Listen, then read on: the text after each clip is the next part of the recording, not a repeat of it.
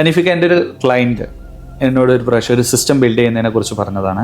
ഈ സിസ്റ്റം വന്നു കഴിഞ്ഞാൽ നാളെ എൻ്റെ ഡ്രൈവറോ ഒരു എൻട്രി ലെവലിൽ ഒരാൾ വന്നാൽ പോലും സിസ്റ്റം പറയുന്ന രീതിയിൽ അയാൾ ചെയ്യുന്ന കാര്യങ്ങളായിരിക്കണം അതിലുണ്ടാവേണ്ടത്. അല്ലെങ്കിൽ നമ്മുടെ സിസ്റ്റം അതിന് കേപ്പബിൾ ആണോ, അയാളെ ഡ്രൈവ് ചെയ്ത് അതിലൂടെ കടത്തിക്കൊണ്ട് എന്താണ് അയാളുടെ ചെയ്യേണ്ടതെന്നുള്ള അവിടെ തന്നെ സെൽഫ് ഡിഫൈൻഡ് ആയിരിക്കണം.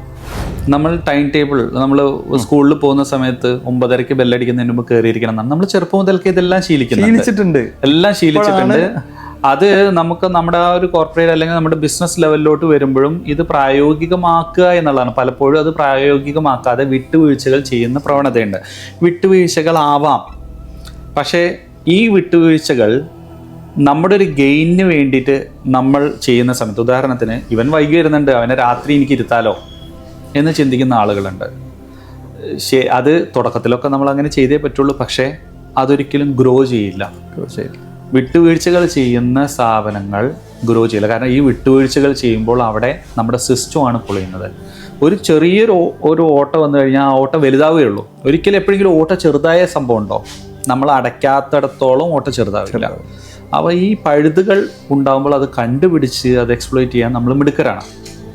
അപ്പോൾ കഴിയുന്നതും പഴുതുകൾ അടച്ചടച്ച് സിസ്റ്റം ബെറ്ററാക്കി കൊണ്ടുപോകുക എന്നുള്ളത് അതിൻ്റെ ഒരു ഭാഗമാണ് നമ്മൾ ഈ ഗത ഉപയോഗിക്കുക എന്നുള്ളത്. അപ്പോൾ അവിടെ റിവ്യൂ വേണം, താമര കൊടുക്കേണ്ടടുത്ത് താമര കൊടുക്കണം, അവിടെ നമ്മൾ ആക്ഷൻസ് എടുക്കേണ്ടടുത്ത് ആക്ഷൻസ് എടുക്കണം. അപ്പോൾ ഇതൊക്കെ ആക്ഷൻസ് എടുക്കേണ്ട സമയത്ത് ക്ലാരിറ്റി ഉണ്ടാവണം എന്താണെന്നുള്ളത്, ഡിഫൈൻഡ് ആയിരിക്കണം. ഈ ക്ലാരിറ്റി ഇല്ലെങ്കിൽ അവിടെ പ്രശ്നമാണ്.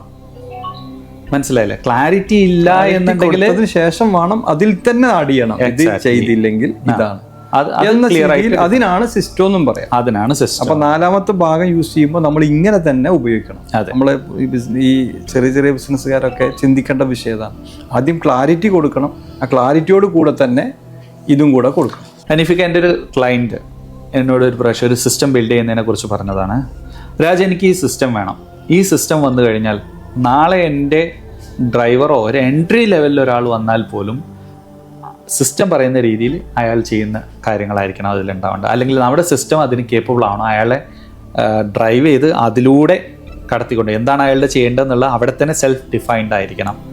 അല്ലാതെ അയാൾ എല്ലാ കാര്യങ്ങളും പഠിച്ചെടുത്ത് ഇതാക്കിയിട്ട് നമ്മൾ ഇരുന്ന് പഠിപ്പിച്ചു കൊടുത്ത് ട്രെയിൻ ചെയ്ത് കൊണ്ടുവരികയാണ്. അപ്പം സിസ്റ്റം എന്ന് പറയുന്നത് ആളുകളെ ഡ്രൈവ് ചെയ്യുക അല്ലെങ്കിൽ ഗൈഡ് ചെയ്യുകയോ ചെയ്യുന്നതായിരിക്കണം എന്നുള്ളത്. അപ്പോൾ ആ രീതിയിലായി കഴിഞ്ഞാൽ അതൊരു സെൽഫ് സസ്റ്റെയിനബിൾ ആയിട്ടുള്ള മോഡലായിട്ട് മാറി. നമ്മുടെ ബിസിനസ് എപ്പോഴും സസ്റ്റെയിനബിൾ മോഡലിലോട്ട് കൊണ്ടുവരുമ്പോഴാണ് നമ്മൾക്ക് ഉറങ്ങാൻ സാധിക്കുക. മറ്റേ നമ്മൾ ഉറങ്ങുമ്പോൾ ബിസിനസ് താഴും, നമ്മൾ എണീക്കുമ്പോൾ ബിസിനസ് പോകും. പക്ഷെ ഇതിനോട് കൂടെ ഒരു കാര്യം കൂടെ പറയാനുണ്ട്. കാരണം ഇപ്പോൾ ഈ പറഞ്ഞില്ലേ, കൃത്യമായി ഡിഫൈൻ ചെയ്ത ബിസിനസ് അത് നടക്കുമ്പോൾ വളരെ ഈസി ആയിട്ട് നടക്കും. പക്ഷെ നമ്മളെപ്പോലത്തെ ആളുകൾ, നമ്മളൊക്കെ ചെറുതെന്ന് തുടങ്ങി മേലോട്ട് വളരുമ്പോൾ വഴിയിൽ വെച്ചാണ് ഈ സിസ്റ്റം നമ്മൾ ഇംപ്ലിമെൻ്റ് ചെയ്യാൻ. ആ സമയത്ത് കൂടെയുള്ള ആളുകളുണ്ടല്ലോ, കമ്പനിയുടെ ഏറ്റവും വലിയ പ്രശ്നമുള്ള സമയം അതാണ്. കാരണം അവർക്ക് സിസ്റ്റം ഉണ്ടായിരുന്നില്ല. സിസ്റ്റം ആദ്യമായിട്ട് അഡ്രസ്സ് ചെയ്യുന്നു. ഇത് സ്വീകരിക്കാൻ പറ്റുന്ന ആളുകളല്ല. ഒരു ഭയങ്കരമായ ഒരു കമ്പനിയിലുള്ള ടീമും മാനേജ്മെൻറ്റും ഭയങ്കരമായൊരു പ്രശ്നം അഭിമുഖീകരിക്കുന്ന ഏറ്റവും വലിയൊരു ചേര മൂർഖനാവുന്നൊരു സമയമാണ്. ചേരയെ നമ്മൾ അങ്ങോട്ട് ട്രെയിൻ ചെയ്യാണ്. ഒരുപാട് പ്രശ്നങ്ങൾ അഭിമുഖീകരിക്കേണ്ടി വരും. ഇത് അറിഞ്ഞിട്ട് വേണം എന്ത് ചെയ്യാനേ, ഇത് ചെയ്യാൻ. കാരണം ഇത് ചെയ്തില്ലെങ്കിൽ നമുക്ക് ഒരിക്കലും വളരാൻ കഴിയില്ല. ചെയ്യുമ്പോൾ ഇതുകൂടെ അറിഞ്ഞു വേണം. കാരണം എൻ്റെ അടുത്തേക്ക് ആദ്യമായി കഴിഞ്ഞ വർഷമാണ് എൻ്റെ അടുത്തേക്ക് ഒരു ടീം സിസ്റ്റം ചെയ്യണമെന്ന് വലിയൊരു ഇൻവെസ്റ്റ്മെൻറ്റ് ചെയ്തിട്ടാണ് ഞാൻ തുടങ്ങിയത്. പക്ഷെ അന്ന് എന്നോട് പറഞ്ഞു ഇത് കമ്പനിയാവും, തുടങ്ങും, സംഭവമാവും എന്നൊക്കെ എന്നോട് പറഞ്ഞു. ഞാൻ ഓക്കെ, നമുക്ക് ആവുന്നതിനാണ് വേണ്ടത്. പക്ഷെ അന്ന് തുടങ്ങിയപ്പോൾ ഇതുപോലെ ഒരു പ്രശ്നങ്ങളൊക്കെ വന്ന് ആകെ കൂടെ പ്രോബ്ലം ആയി. കൂടെ ഉണ്ടായിരുന്ന പലരും പോയി അല്ലേ, അവരൊക്കെ ഇത് പെട്ടെന്ന് പറഞ്ഞു. നമ്മൾ ഒരുപാട് ശ്രമിച്ചു, എന്നിട്ടൊന്നും നിൽക്കാതെ പലരും പുറത്തേക്ക് പോയി.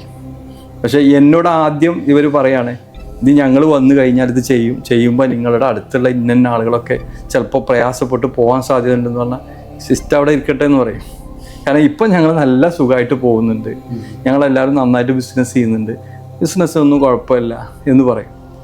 അപ്പോൾ വലിയൊരു പരീക്ഷണ ഘട്ടമായിരിക്കും ഈ നീർക്കോലി മൂർഖനാവുന്ന വരെയുള്ള സമയം. തീർച്ചയായിട്ടും ആ കമ്പനി തന്നെ ഏറ്റവും വലിയൊരു പരീക്ഷണ ഘട്ടത്തിലായിരിക്കും ഉണ്ടാവുക. എന്താണെന്ന് വെച്ച് കഴിഞ്ഞാല് അവരുടെ ദൂരത്തല്ല നമ്മൾ നിൽക്കുന്നത്. അപ്പൊ അവരുടെ ആ ദൂരം നമ്മൾക്ക് എക്സ്പ്ലെയിൻ ചെയ്യുന്നതിന് പകരം അവരതിനെ എളുപ്പമാക്കാൻ വേണ്ടിയിട്ടുള്ള കാര്യങ്ങൾക്ക് വേണ്ടിയാണ് സൗകര്യമാക്കുന്നത്. അപ്പൊ അവരവിടെയും നമ്മളിവിടെയാണ്. അപ്പൊ അതിനെ നമുക്ക് ചിലപ്പോൾ ഇത്രയും ഇപ്പൊ നമ്മൾ പറഞ്ഞു സാധാരണക്കാരല്ല, അവർക്ക് സ്വന്തമായിട്ടൊരു പ്ലാനില്ല. ഇപ്പൊ നമ്മളൊരു കിണറ്റിൽ നിൽക്കുന്ന ഒരാൾക്കും സമുദ്രത്തിലേക്ക് പോകണം എന്നുള്ളൊരു കാഴ്ചപ്പാട് വരുമ്പോഴാണ് അവരതിനെപ്പറ്റി ചിന്തിക്കുള്ളൂ. അപ്പൊ അവിടെ നിന്ന് ഒതുങ്ങി എനിക്ക് ബിസിനസ് നടക്കുന്നുണ്ടോ എന്നുള്ള പറഞ്ഞ ആളുകളോട് ഇതൊക്കെ ഇങ്ങനെ എക്സ്പ്ലെയിൻ ചെയ്ത് കൊടുത്താൽ ചിലപ്പോൾ അവർക്ക് മനസ്സിലായില്ല. അതേപോലെ തന്നെയാണ് നമ്മളെ ഇതിൽ ഇങ്ങനെ വരും, ഇന്ന ആളുകളൊക്കെ പോകേണ്ടി വരും എന്ന് പറഞ്ഞു കഴിഞ്ഞാൽ നമ്മൾ എന്ത് ചെയ്യും, റിയാലിറ്റി ആയിട്ട് നമുക്ക് തോന്നില്ല. കാരണം നമ്മളെന്താണ് അവരെ ഒപ്പമല്ല നിൽക്കുന്നത്. അല്ല, അത് മാത്രമല്ല ഞാനിപ്പോ എൻ്റെ ആ യാത്രയിൽ ഇതിലേക്ക് മാറുന്ന യാത്രയിൽ എൻ്റെ അടുത്ത് നിന്ന് ആളുകൾ പോയതിനൊക്കെ ഞാൻ എന്നെ തന്നെ റിഗ്രറ്റ് ചെയ്യുന്നുണ്ട്.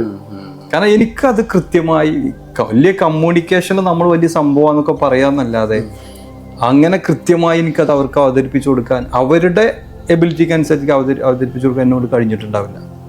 കാരണം അവരുടെ ഇപ്പം പറഞ്ഞു ദൂരെയാണെങ്കിൽ തന്നെ അത് മനസ്സിലാക്കി അവർക്ക് അവിടെ ക്ലാരിറ്റി കൊടുക്കാൻ എന്നെ കൊണ്ട് പറ്റിയിട്ടില്ല. അതുകൊണ്ടാണല്ലോ പോയത്. അപ്പൊ തെറ്റ് എന്തായാലും ഞാൻ എന്നെ തന്നെയാണ് വിചാരിക്കുന്നത്. കാരണം നമുക്ക് വേണ്ട വിധം കമ്മ്യൂണിക്കേറ്റ് ചെയ്യാൻ പറ്റിയില്ല. ചില സമയങ്ങളിലൊക്കെ അവർ മാറുന്നില്ലാകുമ്പോഴത്തേക്ക് അടുത്ത ആളെ, അല്ലെങ്കിൽ അവർ ചില സമയത്തൊക്കെ പറ്റിപ്പോയിട്ടുണ്ട്. എങ്ങനെയാണെന്ന് വെച്ചാൽ നമ്മൾ രാജനെ ഇടക്ക് പറയാണ്, നല്ലൊരു സെയിൽസ്മാനാണ്, അടിപൊളി സെയിൽസ് ചെയ്യുന്നു, കാര്യങ്ങളൊക്കെ ചെയ്യുന്നു. ഇപ്പൊ സിസ്റ്റം വന്നപ്പോൾ അവിടെ ബ്രാഞ്ച് മാനേജർ എന്നൊക്കെ ആദ്യമൊന്നും ഉണ്ടായില്ല. അപ്പോൾ ഇവനെ പിടിച്ച് അങ്ങ് ബ്രാഞ്ച് മാനേജർ ആക്കും, അല്ലെങ്കിൽ മൊത്തം ടീമിനെയൊക്കെ നയിക്കാനാക്കും. ഇവൻ നന്നായിട്ട് സെയിൽസ് ചെയ്തിരുന്നു എൻ്റെ അടുത്ത്. അവനെ പിടിച്ച് ഞാൻ ബ്രാഞ്ച് മാനേജർ ആക്കിയോട് കൂടിയാണ് അങ്ങനെയുള്ള സിസ്റ്റത്തിലേക്ക് അവിടെ ഇവർ നമ്മളോട് പറയുന്നത് എന്താണ്, ബ്രാഞ്ച് മാനേജർ വേണമെന്നാണ്. അപ്പം നമ്മൾ ഇവിടെ ആരാന്നാ നോക്കണേ, അവനെ പിടിച്ച് ബ്രാഞ്ച് മാനേജർ ആക്കി. അവൻ്റെ ക്യാപ്പബിലിറ്റി എന്താണ്, അടിച്ചു പൊളിച്ച് ചെയ്യുന്ന ബിസിനസ് സെയിൽസ്മാൻ എന്നുള്ളതിനെ നമ്മൾ നശിപ്പിച്ചു കളയും. അങ്ങനെയൊക്കെ കുറേ കമ്മ്യൂണിക്കേഷൻ ഗ്യാപ്പുകൾ ഉണ്ടായി.